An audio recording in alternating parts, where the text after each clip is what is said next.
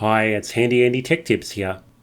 Well, AI agents like OpenClaw are getting a lot of attention lately, but there's another tool that can be used to automate workflows in the cloud, and it's a lot safer and more reliable. It's called n8n, and it can do things like scrape data from websites, connect to LLMs, send emails, control Slack channels, and much more. To use it, you arrange and configure a series of nodes to make a flowchart which describes the process that you want to undertake. Now, to get started, go to n8n.io and click on Get Started for free. You can then go through the process of creating an account. Now, this will give you access to a 14-day free trial, which has all of the features in the Pro plan, and you don't even need to enter your credit card details, which is great. After you've made an account, it will ask you a few questions about what you're going to be using it for, just to customize your experience. And then you'll be ready to create your first workflow. Now, this is a welcome page, so I'll just click Start from Scratch, and then the workflow editor will come up. In this video, I'm going to build a tool to scrape the headlines from a popular Australian news website, summarise the themes, and then send the output in an hourly email to myself. You can think of it as like a customised version of an RSS feed, for example. So to do this, I'll click the Add First Step button, and then the first thing you need to include is a trigger that will kick off the whole process. You can see there are a lot of different types of triggers that I could use, but I'll choose On the Schedule. It will then pop up a dialog box where I can choose how often I want this workflow to run. So I'll choose hours for the trigger interval and just leave the value set to 1 because I want it to run every hour. Now I can just close out of this and everything should be saved. And you can see that I have my first node, which is a schedule trigger. Very nice. Now, the next thing I want to do is get an up-to-date copy of the news website so that I can grab the headlines. So I'll click the little plus button to the right of my node, this one, to add another step to the process. The next node that I want is in the core section, and it's called an HTTP request. So I'll click on that. And then I'll get another dialog box where I can enter in some details of the request. The only thing I need to change here is the URL, which will be smh.com.au in my case, and then I can actually try this out. So I'll click the button to execute the step, and then it processes for a while and it says that it's retrieved some data. So show that. And yep, there's the HTML source code of the news homepage. Success. Now I can close out of this and my second node in the workflow is done. Okay, now for my third step in the process, I want to summarize the themes in the headlines with an LLM. So I'll add another node, and then I'll go into the AI section. I'm going to scroll down until I find OpenAI. You'll see why I'm using their models in a minute. And then under Text Actions, I'll click Message a Model. And look at this, in the dialog that comes up, it says that I can get 100 free OpenAI API credits to use. So of course I'm going to claim those. And I can use them with quite a few different GPT models by the look of it. So in terms of configuring this node, I'll select the GPT-5 mini model, and my prompt will be, can you give me a summary of the top news stories from this website? The question is, how do I provide the news page as context to the model? Well, it's actually quite easy. In the left pane, you can see the data from the HTTP request, and I can just drag the data field, this little box here, into the prompt input like that, and then it will add a reference to a field called $JSON.data, which actually has the source code of the page in it. So to test this, I'll click the Execute Step button and we'll see what the output is. And whoops, we get an error. It's saying that the input exceeds the context window of this model, which basically means there's too much text in our prompt and the model can't handle it. So instead of sending all of the HTML code of the website, I just need to narrow it down to the headlines on the page. And luckily, there's a way to do that.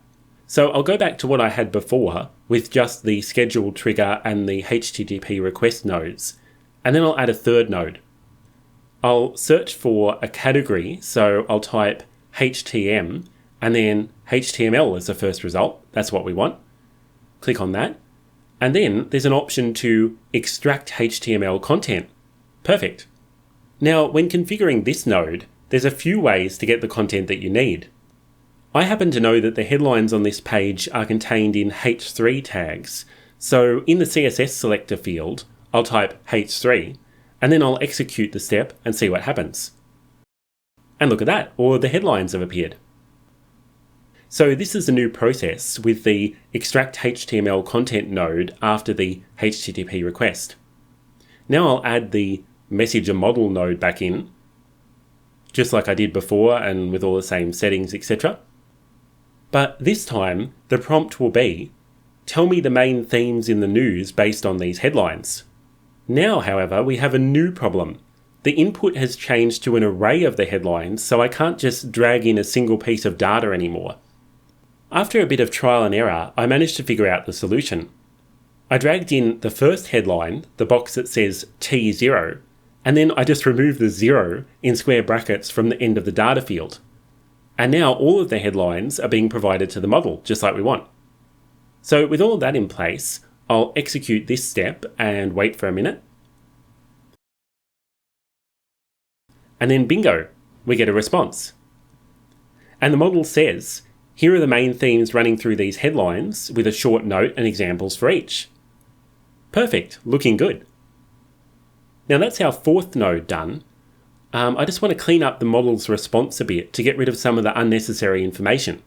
So I'll add a fifth node and go into the data transformation category. And then I'll select an AI transform. This allows you to clean up the data without writing a single line of code. In the dialog that appears, you can see everything that's in the response is on the left, and there's a lot of parts to it, like the message ID and status, etc. I just want the text of the response. So for the AI transform, I'll ask it to get the output content text field and output it as plain text. Now when I click generate code, it will write some JavaScript to extract just that field. And you can see it there. So this code will be run when the node is activated. With that done, here's our workflow. It's quite a comprehensive process really, involving scheduling, web scraping, LLM prompting, and data transformation. But of course, there's one important thing that's missing, the output. As I said earlier, I want the headline theme summary to be emailed to me, and I'm using a Gmail account. So I'll add another node and choose the action in an app category. Then I'll type Gmail and click on that result. And the action that I want will be to send a message. Now, in this dialog that appears, I'll need to choose a credential to sign in with. So I'll create a new one, and then I'll click Sign in with Google. Now, when you're giving it permission for your email account, I'd advise giving as few permissions as necessary. I'll just select Manage Drafts and Send Emails, and that should be sufficient.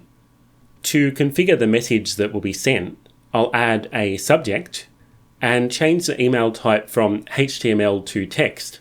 And then for the message, I'll drag the input down to this field like we did before, and it adds it as json.text. Well, we're finally done. My full workflow looks like this. Pretty cool, right? And if I run it by clicking the Execute Workflow button, it will go through each step in turn, highlighting them and giving them a little tick as it goes. The messenger model step seems to take the longest because it's reaching out to the LLM. And at the end of the process, it will pop up a notification saying workflow executed successfully. Now, if I check my inbox, I'll find an email with all of the latest news headlines. Now, of course, this was only a test run. If you want your workflows to run on schedule, you'll need to click the Publish button up here, which, despite the name, doesn't make them public, it just activates them within your account. Anyway, I hope you enjoyed this brief introduction to n8n. I'm Handy Andy, and I really hope you enjoyed the video. Please subscribe for more AI tutorials.